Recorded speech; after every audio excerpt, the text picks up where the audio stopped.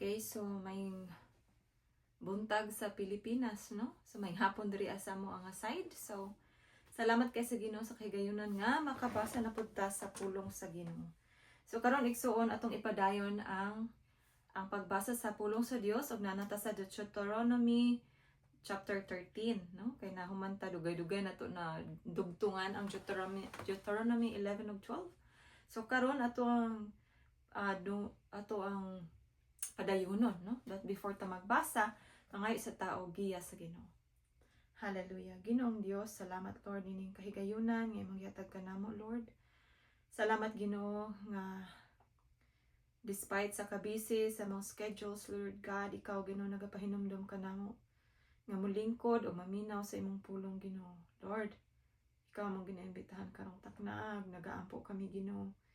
Nga imong balang espiritu o Dios mamuhat sa mga matag sa kasing-kasing. Salamat Lord nga imong pulong mao nga mong kalanon sa matag adlaw. Salamat nga imong pulong Ginoo. Mao kini ang love letter gikan kanimo. Tabangi kami Lord sa pagdawat niini Ginoo nga kinasing-kasing gayud o God. Tabangi kami nga matipigan namo ang imong pulong sa among kasing-kasing. Karon Ginoo among pagabasahon ay pray nga kining pulong nimo mahimo namong gabayan sa matag adlaw. And I pray Lord nga ikaw magabless sa mga tao nga magatan-aw ani nga video Lord. Panalangini sila Ginoo uban lang tibok panimalay. Kung unsa man ang ilang ginaagian karon nga mga sitwasyon sa kinabuhi Lord, tabangi sila Ginoo. And I pray nga ikaw ang Dios magatagbo sa ilang mga panginahanglan o God. Lord, I pray nga imo kaming ipaduol diha kanimo kanunay Ginoo sa tanang higayon. Lord, salamat kayo. O salamat Ginoo nga ikaw ang Dios nga mong kaduulan sa tanang panahon Lord. Kaingon man ka Ginoo nga dili minimo biyaan ni talikdan. So Lord, thank you kayo. Ikaw mong gina-welcome ni ining taknaa. Dalagon ikaw Dios sa walay katapusan. Salamat Lord nga imo kaming lamdagan karon pinagi sa ngalan ni Jesus. Amen ug amen. So igsoon, kung naa kay Biblia diha karon, maayo siguro nga imo pud kong duyugan, no? So atong ablihi mong imuhang Bible igsoon kung naa ka diha Bible sa imong balay sa Deuteronomy chapter 13. So kining ako ang version Cebuano English kuan siya Philippine Bible Society nga version, no? Kung naa kay Bible, lahi-lahi man tag version pero pareho ra og kanang pulong sa Ginoo ang nakasulat, no? So sugdan nato, no? Praise God. So sa chapter 13 diri sa Deuteronomy nag-ingon, kung may usa ka propeta o tighubad sa mga damgo nga muanha kaninyo o magsangyaw bahin sa usa ka milagro o kahibulungang butang o matinuod ang milagro o kahibulungang butang nga iyang gibalita ug kun moingon siya mangadto kita sa laing mga Dios ug mag-alagad kita kanila bisag wala ninyo kini hiilhi, ayaw siya tagda kay ang Ginoo nga inyong Dios nagsulay lamang kaninyo aron masuta niya kon nahigugma bagayod kamo kaniya sa bug-os ninyong kasing-kasing og kalag. Alagari ang Ginoo nga inyong Dios og kahadluki siya. Tumana ang iyang mga sugo og patalinghugi siya. Simbaha siya og ayaw pagbulag kaniya. Amen. Apan patya ang maong propeta o tighubad sa mga damgo kay ang gisulti niya supak sa Ginoo nga inyong Dios nga maoy nagkuha kaninyo gikan sa Ehipto ug nagluwas kaninyo gikan sa kaulipnan. Ang maong propeta o tighubad sa mga damgo buot mopahisalaag kaninyo aron mahimulag kamo sa kabubuton sa Ginoo nga inyong Dios. Kinahanglan nga puuhon ninyo ang maong daotang buhat. Hallelujah. Bisan ang inyong igsuon kun ang anak sa imong inahan o ang inyong anak o ang inyong asawa usuod nga higala mudani kaninyo sa tago sa pagsimba sa ubang mga Dios nga wala ninyo og sa inyong katigulangan simbaha sa mga Dios sa mga tao nga nagpuyo duol kaninyo o sa mga Dios nga atua sa layo, ayaw padani og ayaw pamati kaniya, ayaw siya kaluy-i o panalipdi patyasya kinahanglan nga kamo maoy unang mubakyaw sa inyong kamot aron sa pagpatay kaniya ug muduyog kaninyo ang tibuok nasod. Batua siya kay naninguha man siya sa pagpahilayo kaninyo gikan sa Ginoo, ang Dios nga nagkuha kaninyo gikan sa Ehipto diin naulipon kamo. Makabalita niini ang tibuok Israel ug mahadlok sila, dili na gayud sila magbuhat og kangilad nga sama niini. Hallelujah. Verse 12, kung makabalita kamo nga sanlungsod nga inyong gipuy-an nga gihatag kaninyo sa Ginoo nga inyong Dios, may mga walay hinungdan nga mga tawo nga mopahisalaag sa mga lumulupyo sa ilang lungsod sa pagsimbag laing mga Dios nga wala ninyo simbaha kaniadto, kinahanglan nga magpakisayod kamo og susihon ninyo kung tinuod ba kini. Kung masuta ninyo nga tinuod kini, hutda ninyong patay ang mga lumulupyo sa lungsod, lakip ang mga kahayupan niini. Kinahanglan nga tigumon ninyo ang tanang bahandi sa maong lungsod diha sa taliwala sa plaza sa lungsod og unya sunuga ang tibuok lungsod ug ang tanang kabtangan niini ingon nga halad alang sa Ginoo nga inyong Dios. Kinahanglan nga gun-ubon kini ug dili na gayud tukuron pag-usab. Ayaw kamo pagbilin og bisan unsa nga gihukman na nga laglagon aron mahupay ang tumang kasuko sa Ginoo og kaluy-an kamo niya og padaghanon sumala sa gisaad niya sa inyong mga katigulangan. Buhaton niya kini kung tumanon ninyo ang mga sugo sa Ginoo nga inyong Dios nga gihatag ko karon kaninyo. Amen. So mao to ang chapter 13 igsuon. So kini nga chapter naghisgot og mga mini nga mga propeta igsuon. So daghan na tag mga nakita og mga nasaksihan no labi na karon sa ato ang henerasyon. Daghan kay tag makita sa YouTube, daghan kay tag makita bisan asa nga video o siguro naamoy mismo diha sa inyong lugar no nga nakita nga kanang mga propeta nga nagpakita og kanang gilas no nagpakita og mga milagro. Apan ang giingon diri sutaa igsuon. Kung kana nga propeta lahi ang iyang Dios nga gi-introduce sa inyo ha. Kung dili ang Ginoong Dios ang iyang gi-introduce no, hinumduman nato nga si Hesukristo lang yun ang tinuod nga Dios. Siya mikanaog gikan sa langit og nianhi diri sa yuta aron nga iyahang bayran ang atong sala pinaagi sa iyang kamatayon didto sa cross. Apan kung kanang propeta nga naa karon diha imong nakita or imong nailhan nga naghatag o nagpakita og mga milagro nya iyahang gi-introduce lahi nga Dios. Igsoon, palayo ana nga propeta. No? Ang giingon gani diri sa Old Testament patyon no? Pero kay sa New Testament ni nagkuan man no nga gibayran na sa Ginoo ang atong mga sala o gikinahanglan nga kita mismo mahimo tang aware sa atong palibot ug atong siguro mahimo karon nga mao nga mapalayo kita ni ana nga klase nga propeta nga lahi ang gi-introduce sa tuang nga Dios. Kay basig lahi na nga Dios no. Ingon pa diri kung kana natuman ang iyang gipang prophesy apan niingon siya nga adto ta sa laing Dios mo simba dili kang Jesus, then igsuon usa ka na ka red alert no. Nga gikinahanglan mo palayo kita mudangop ta sa Ginoo no. Magpakitabang ta sa Ginoo unsay angay nga buhaton. Pero dili pud ta angay mo patay kay basig mapriso niya kay igsuon no. Pero ang ato ang buhaton nga ato silang iyang po nga unta ma-open po nilang mga mata no nga wala tay laing Dios nga simbahon kung dili si Hesukristo lang.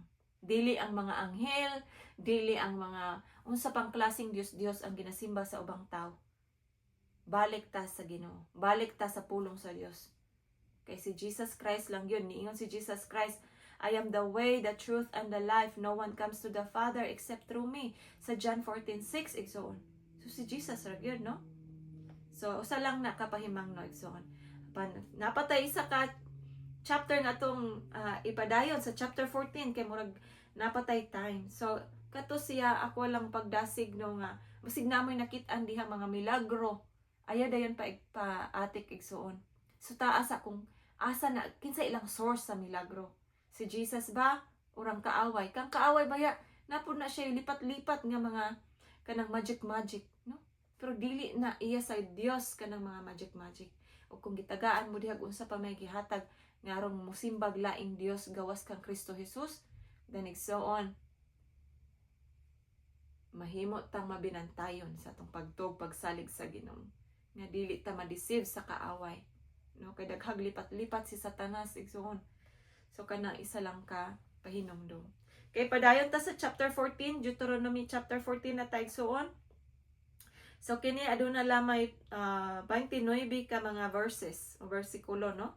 So ato ang padayonon kini gitagaan og titulo nga ang gidili nga buhaton kon magbangutan. Okay, so verse 1. Excuse me. Ingon diri katawhan kamo sa Ginoo nga inyong Dios.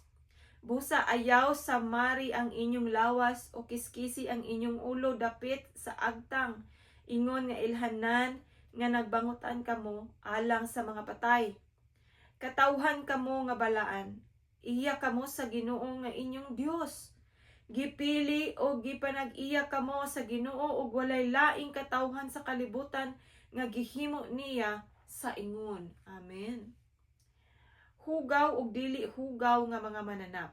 Verse 3. Ayaw kamo pagkaon og bisag unsang butang nga hugaw. Ang mga mananap nga makaon ninyo mao kini. Ang baka, ang karnero, ang kanding, ang lagsaw, ang usa, ang ihalas nga kanding ug ang ihalas nga karnero. Makaon ninyo ang bisan unsang mananap nga pikas ug kuko sa tiil ug muusap kon mukaon or magkaon. Apan ayaw kamo pagkaon sa pipila ka mananap nga muusap apan dili pikas ug kuko sama sa kamilyo, kuniho ug ilaga. Ayaw usab kamo pagkaon og baboy kay bisag pikas sila kuko dili sila muusap, busa hugaw sila. Ayaw kamo pagkaon niining mga mananapa o paghikap sa patay nilang lawas. 9. Mahimo ninyong kaunon ang bisan unsang matang sa isda nga adunay mga kapay ug may himbis. Apan ayaw kamo pagkaon sa isda nga walay kapay o himbis kay hugaw kini. Okay, sa Old Testament ni siya igsoon, okay? So sa kadugayan ato ra na mahibaluan dito sa New Testament. No nga ang ginadili sa Ginoo after kana lang yung dili pagkaon sa dugo, no? Kay basta mahibaluan na nato na siya sa tuang pagbasa sa pagstudy sa pulong sa Ginoo. So padayon na nato. Ug ang nagkalanlaing matang sa tabon, ang kabog ug ang kwaknit. Ang tanang pak-ang insekto hugaw busa ayaw kamo pagkaon niini. Apan makahimo kamo pagkaon sa mga insekto nga hinlo. Ayaw kamo pagkaog mananap nga namatay lamag iyaha. Apan makakaon niini ang mga langyaw o mahimo kini nga ibaligya ngadto kanila kay kamo bala ang katawhan ug iya kamo sa Ginoo nga inyong Dios.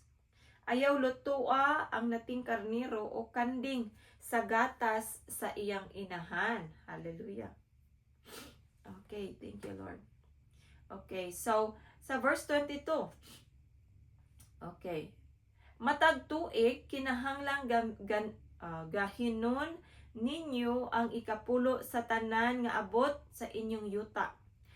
Kan-an ninyo kini uban sa bino ug sa lana ingon man usab ang mga panganay sa inyong mga baka ug mga karnero didto sa atubangan sa Ginoo sa dapit nga iyang pilion diin adto siya simbaha aron makakat-on kamo sa pagtahod kanunay sa Ginoo nga inyong Dios. Kung kamo layo sa dapit nga ampuanan nga iyang pilion, o madugay ang inyong pagbaktas og dili ninyo mahimo pagdala ngadto ang ikapulo sa inyong abot nga ihatag ninyo sa Ginoo. Ibaligya kini ug ang halin maoy inyong dadon ngadto sa dapit nga maoy gipili sa Ginoo nga inyong Dios. Ipalit ninyo kini og baka o karnero o bino o bisan unsa nga inyong higustuhan kan kini og paglipay kamo uban sa inyong panimalay at tubangan sa Ginoo nga inyong Dios. 27, ayaw ninyo pasagdi ang mga Levita nga nagpuyo sa inyong lungsod kay wala man silay panulundon. Sa katapusan sa matag tulo ka tuig dad-an ninyo ang ikapulo sa inyong abot ni anang tuiga ug ibutang kini sa tipiganan sa inyong lungsod aron adunay igong makaon ang mga Levita, ang mga langyaw, ang mga ilo ug ang mga byuda nga nagpuyo niini. Kung buhaton ninyo kini, panalanginan sa Ginoo ang inyong Dios ang tanan ninyong paningkamot. Hallelujah. Amen. So mao kadto ang chapter 14 igsoon. Ug akong i-highlight ang ako ang na kanang murag nakahatag nako og kuan ba kanang murag na-highlight no kana na-highlight nang nakahatag og kanang wow effect sa akong pagbasa karon no nga kuan sa Holy Spirit no nga angay natong tagaan og pagtagad kana nga word tagaan natong dakong pagtagad nga gisulti diri sa pulong sa Ginoo.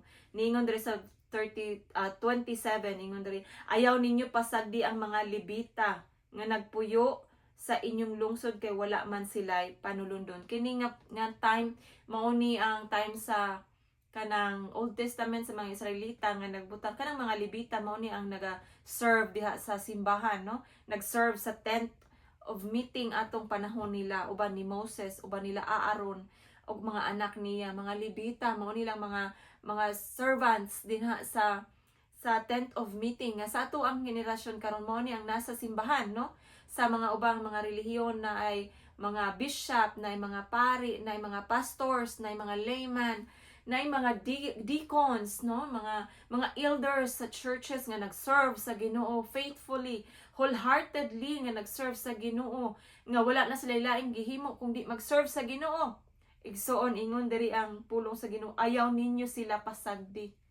But pasabot nga kung unsay inyong kutob mahimo, tagai silang portion, no?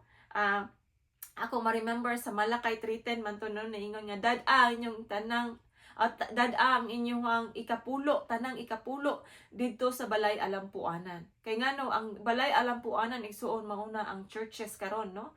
Ang balay alampuanan mauna ang tigumanan sa mga katawan sa Ginoo ug diha nagpuyo ang mga Levita, nagpuyo ang mga servants of God. Og ingon dito dad ang ikapulo dili tungod kay nanginahanglan ang Dios sa imong ikapulo igsoon pero nanginahanglan ang mga Levita sa imuhang suporta no. Kay ang ilahang trabaho mao ang pag-minister spiritually sa mga katawhan, pag-ampo sa mga katawhan, pag-ampo sa nasod, no? Mao na ilahang part. Wala sila uma nga ilahang ginauma. Wala sila laing trabaho nga ilang ginatrabaho.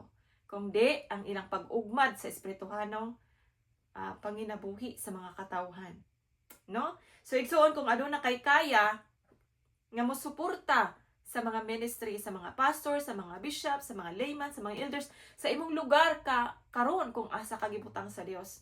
Himuang ang imong part igsoon. Mao na imong ministry to support sa mga naghimo og ministry. Ministry gyapon na igsoon atubangan sa Dios. Og ingon diri 28 sa katapusan sa matag tulo ka tuig kini ilahan ni ngadto ka. Dad-a ninyo ang ikapulo sa inyong abot, ikapulo bisan diri sa Deuteronomy gisigutan na ang ikapulo. Kato kong gi-share ganina sa Malakay to, no, sa last book of the Old Testament. Pero diri Deuteronomy pa lang giingon na diri dad ninyo ang ikapulo sa inyong abot ni adtong tuiga, ni anang tuiga ug ibutang kini sa tipiganan sa inyong lungsod, no? Kung namoy tipiganan sa inyong lungsod dito dala, no? So sa churches kung asa man na, no? 29 aron adunay igong makaon ang mga Levita, ang mga nag-serve sa Ginoo, nga nagsangyaw sa pulong sa Dios, kan mga missionary, diha evangelist, unsa pa yung naa diha sa inyong lugar, no, nga kutob imuhang maabot or imuhang masuportahan. Igsoon, giawhag ka nga mosuporta, no? Ingon diri aron bisan ang mga langyaw, ang mga ilo kanang bang mga orphan, no, walay mga ginikanan nga nakatiman, ug ang mga byuda nga nagpuyo niini, katong mga byuda nga wala nay kanang trabaho, kanang mga tigulang nga byuda na nga nanginahanglan og tabang igsuon, no? Atong tabangan kung naatay mahimo, no? Kung asa ka karon gibutang sa Ginoo nya nakay nakit-an nga mga tabanganan nga mga orphan, nga mga ilo nga walay ginikanan, mga byuda nga tigulang na nga dili na makahimo og suporta silang kagalingon, igsuon kung aduna kay kaya tabangi sila. Kay ngano ang last praise or last verse nga giingon diri ang Dios mismo nagingon, kon buhaton, no, si Moises nagiingnan sa Dios ani nga higayon, no? Ingon siya, kon buhaton ninyo kini, panalanginan sa Ginoo nga inyong Dios ang tanan, oh, ang tanan ninyong paningkamot. Ang tanan igsuon kung mahimo o kung mohimo ka sa pagtabang sa mga Levita, sa mga pastor, sa mga missionary, sa mga elders, kanang nasa church nga nag-serve, kanang missionary, kanang nag-share sa imo sa pulong sa Dios. Kung ikaw motabang kanila, kung ikaw mo support kanila, igsoon ingon diri ang pulong sa Ginoo. Kung buhaton nimo or ninyo kini, panalanginan sa Ginoo nga imong Dios, nga inyong Dios, nga atong Dios, ang tanan ninyong or nimo, ang tanan nimong paningkamot, igsoon. Maski unsa na ang imong pagpaningkamot, panalanginan sa Dios, no? Panalanginan sa Ginoong imong negosyo kung naa kay negosyo, panalanginan sa Ginoo ang imong trabaho kung naa kay trabaho, panalanginan sa Ginoo ang tanan nga imong pagabuhaton o imong pagpaningkamot. Lami kay na nga promise, igsoon, di ba? So kini ang pag-awhag sa tuwa karong adlaw. Nani sa Deuteronomy chapter 14, 27 to 29. Lami kayong promise sa Ginoo, igsoon. So maayo siguro nga to ning sugdan, no? Challenge ni nato karong adlaw. O dili lang ta maminaw, igsoon, dili lang ta maminaw kung dili ato ning buhaton nga practice, no? Atong i-practice nga mutan-aw ta sa tong palibot kung unsay atong mahimo nga mosuporta sa pag tabang sa mga tawo nga nag-share sa pulong sa Ginoo. O siguro wala kay ikasuportang financial, siguro sa pag-ampo, sa pagdasig, no? Pagdasig katong mga nag-share. O siguro ikaw mismo makahatag og pagdasig ngadto sa uban sa pag-share sa pulong sa Ginoo ngadto sa uban. So igsoon, awhag nako sa kanimo. Kung unsay imong mahimo karon, buhata alang sa tong buhi nga Dios. Ang Ginoo magpanalangin kanimo uban ang imong tibuok panimalay. O siguro ang pag-share ani nga video ngadto sa uban makatabang pod, no, para sila pod makahibalo nga napod ay sila mahimo para sa ilang katilingban. So igsoon, salamat kaayo nga hangtod karon na apakadiha. I hope nga magkita na pud ta sa sunod mga chapters sa sunod nga mga adlaw. Dalaygon ang Dios sa walay katapusan, igsoon padayon ta nga magbasa sa pulong sa Ginoo. Ang Dios magapanalangin kanimo karon og hangtod sa kahangturan. Salamat igsoon, kita na pud tag usab. Thank you kaayo.